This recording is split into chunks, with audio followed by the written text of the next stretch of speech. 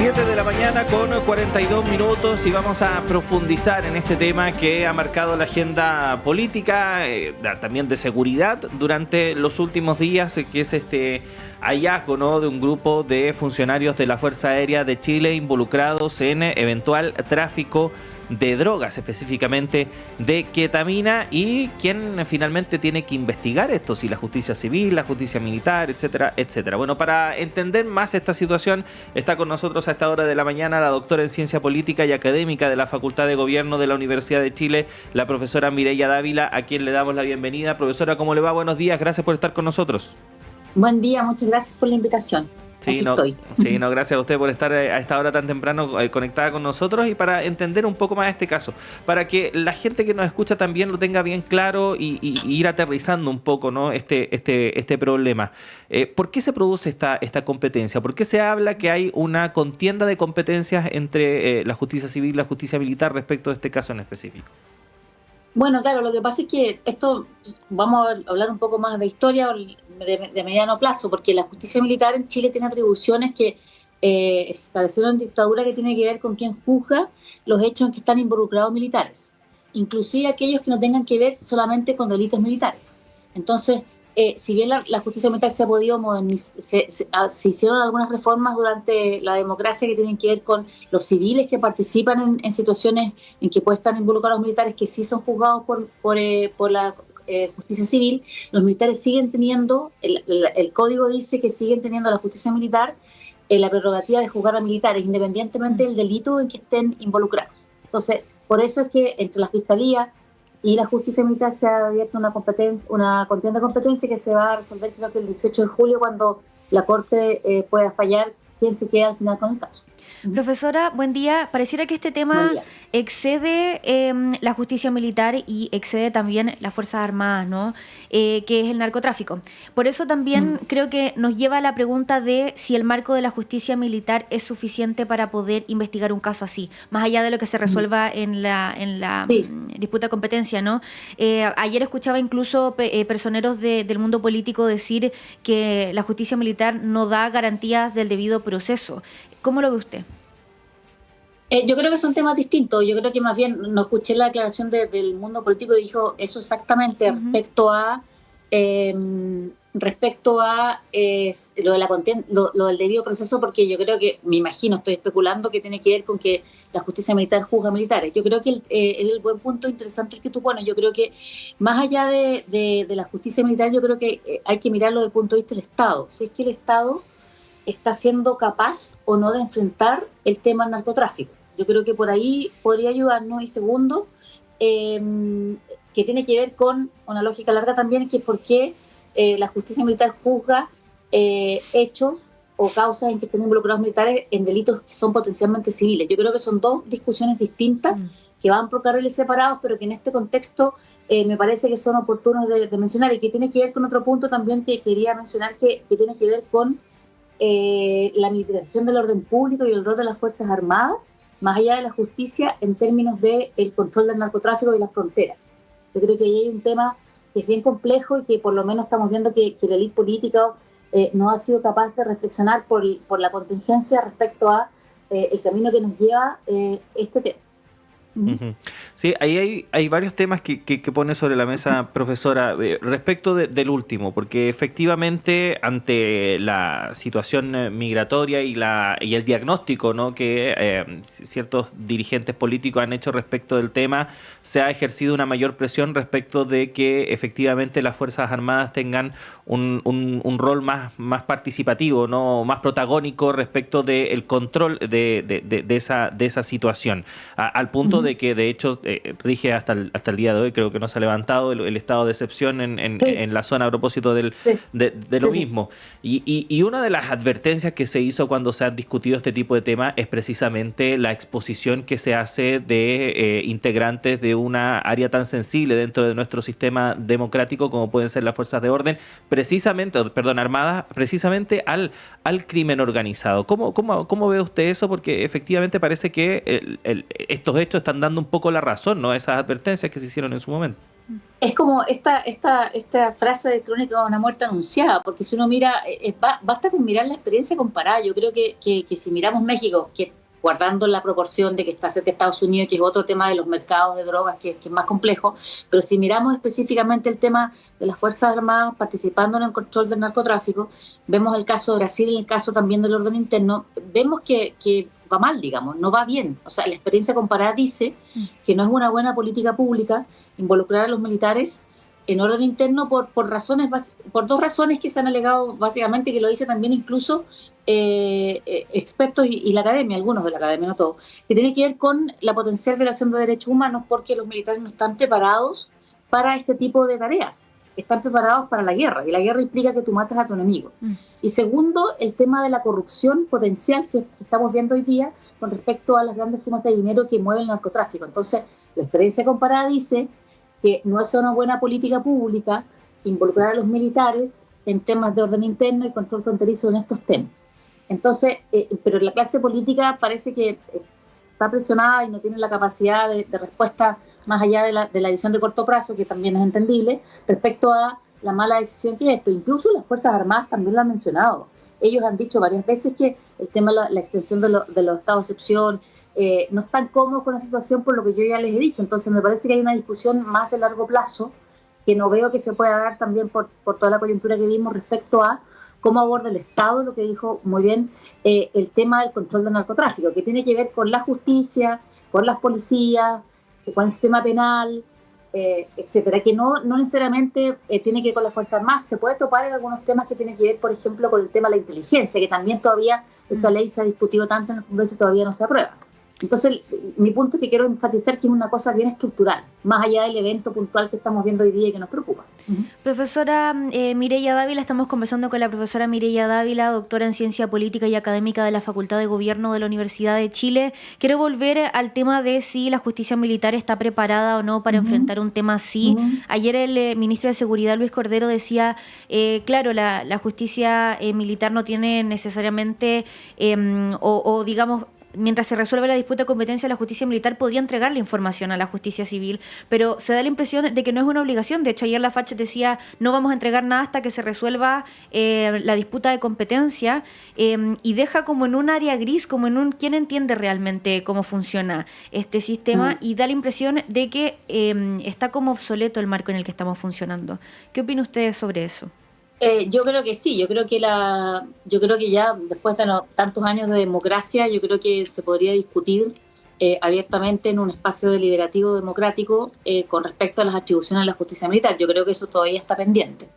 Yo creo que con respecto a la capacidad técnica que tengan los tribunales de justicia militar, yo no me imagino que si se aplican las leyes que existen, tendrían que tener la capacidad técnica, pero yo insisto que tiene que ver con una cuestión más global, que es el Estado. La justicia militar es parte también del Estado. Yo creo que ahí hay un tema que incluso lo han dicho los propios expertos, los abogados, que hay un tema de cómo mejorar la capacidad estatal para responder a los temas de narcotráfico. Estamos viendo el debate del delito bancario, por ejemplo.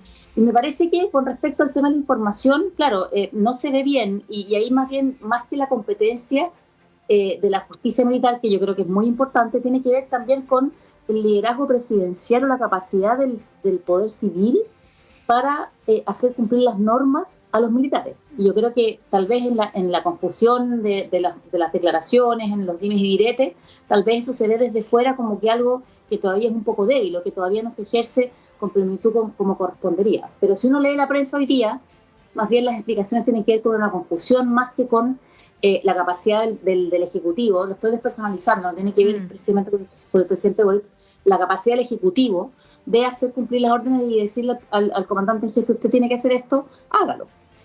Claro, y entonces ahí entra el tema de la justicia militar, que el militar puede decir, pero yo no tengo obligación porque están siendo juzgados funcionarios que pertenecen a la FACH. Entonces está el tema de la justicia militar, pero también está el tema de cómo se han mirado las relaciones militares en estos temas puntuales, y si miramos al futuro, probablemente dentro de los anales de los topes o de los roces vamos a tener este hecho que está pasando hoy día como un punto a analizar.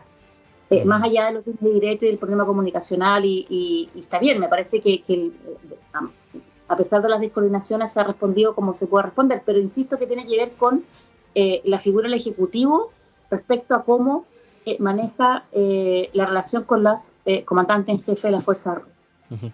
¿Y cómo se puede mejorar eso, profesora, para que efectivamente no se crean o no se creen estas malos entendidos, ¿no? O que se apelen a ciertos argumentos que pongan en entredicho, ¿no? Esta subordinación que debe existir, ¿no? Respecto de la Fuerza Armada, y claro, que existe entre el Poder Civil y las Fuerzas Armadas.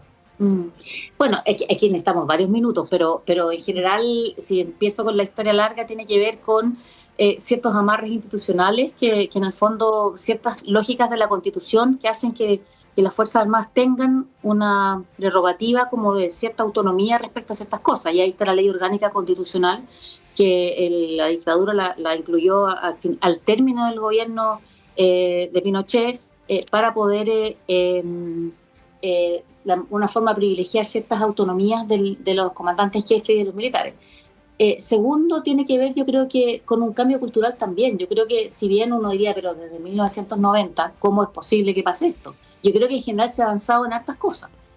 Tenemos una nueva ley del Ministerio de Defensa, etcétera, etcétera, pero son cambios que tienen que ver también con decisiones políticas y los costos que tiene políticos de tener una posición más fuerte respecto a hacer cumplir las normas que ya existen incluso, ¿verdad? Porque hoy día los comandantes en jefe sí se pueden remover, etcétera, etcétera. Entonces me parece que tiene que ver con una decisión también política de cuánto apostar por un liderazgo tal vez más fuerte en estos casos, en estos dimes y diretes que se producen en estos casos puntuales. Estoy pensando, ¿se acuerdan ustedes con el servilletazo que se le llamó cuando el presidente Lagos llamó a los comandantes en jefe cuando se juntaron a almorzar hace tiempo atrás? Entonces tiene que ver con pequeños gestos simbólicos que son importantes y que tal vez hay que reforzar desde el punto de vista de la autoridad política sobre las Fuerzas Armadas.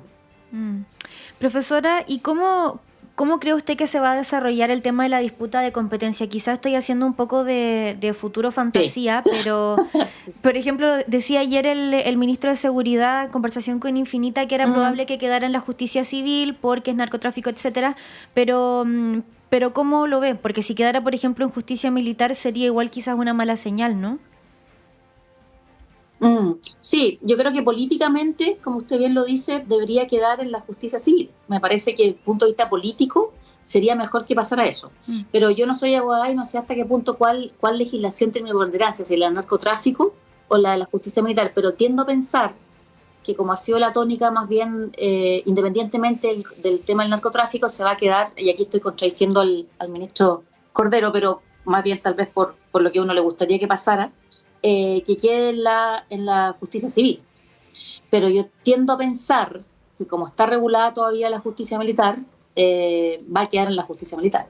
Pero usted sabe que es difícil decir estas cosas porque depende de un montón de variables, sí. Depende cómo se interprete la contienda de competencia, etcétera, etcétera. Pero más bien tiendo a pensar que va a quedar en la justicia militar. Uh-huh. Profesora, respecto ya del tema más, por así decirlo, de fondo, ¿no? Respecto de esta penetración que estamos viendo del crimen organizado en nuestras Fuerzas Armadas, a propósito no solamente del caso de la facha, también habíamos visto hace pocos días también algunos funcionarios del Ejército también involucrados en este tema, y sumado a lo que hablábamos recién respecto de este rol, ¿no?, que se exige o que se pide por parte de ciertos grupos políticos de las Fuerzas Armadas en labores de orden público o de seguridad. ¿Cómo se podrían mejorar los mecanismos, no sé si internos al interior de las Fuerzas Armadas o de fiscalización externa para tener un mayor control, ¿no?, respecto de lo que ocurre al interior de estas instituciones, que es algo que también se ha reclamado mucho, ¿no?, que son instituciones que funcionan bajo un nivel de opacidad que no tienen otras, entre otras cosas porque se escudan respecto de que son temas de seguridad nacional, etcétera, etcétera. ¿Cómo se puede armonizar esa situación? Sí, estaba leyendo en la prensa, bueno, ya lo había leído antes, que tiene que ver con que hay un proyecto de ley sobre auditoría interna, y uno de los debates que había, que está en el Congreso hoy día, y uno de los debates es si se incorporan las Fuerzas Armadas o no, que ha sido un tema de la legislación en general, cuando tienen que ver con modernización del Estado, por ejemplo, la ley de transparencia. Siempre había un debate si es que las Fuerzas Armadas tienen que incorporarse o no en esta legislación o quedan fuera, como usted bien decía. Entonces me parece que de a poco se van integrando y va este proceso lento de integrar a las Fuerzas Armadas dentro de la funcionalidad e institucionalidad propia del Estado, del control de la corrupción y la prevención. De hecho, incluso la Contraloría ya tiene un espacio especial para eso también. Y también quiero destacar como algo positivo que tanto en el caso del Ejército como en el caso de la FACH fueron propios procesos internos los que detectaron estos casos de narcotráfico. O sea, también está funcionando en estos casos puntuales. No sabemos, y tal vez eso es una cifra, como tú bien dices, no sabemos si hay otros casos. Hemos visto que también hay gendarmería. O sea, el tema del narcotráfico penetra de una forma que yo creo que hay que tener la capacidad institucional para tener mucho más resguardo frente a eso. Y eso también pasa por la legislación y por otros mecanismos. Profesora, nos queda un minutito, pero quería preguntarle cuál es la clave, con qué tenemos que quedarnos de esta situación a nivel de Estado, ¿no?, para hacernos cargo. Con el aprendizaje, a mi juicio, de que los mecanismos internos sí funcionan, los mecanismos tanto del Ejército como de las Fuerzas Aéreas funcionaron, y eso es una buena noticia.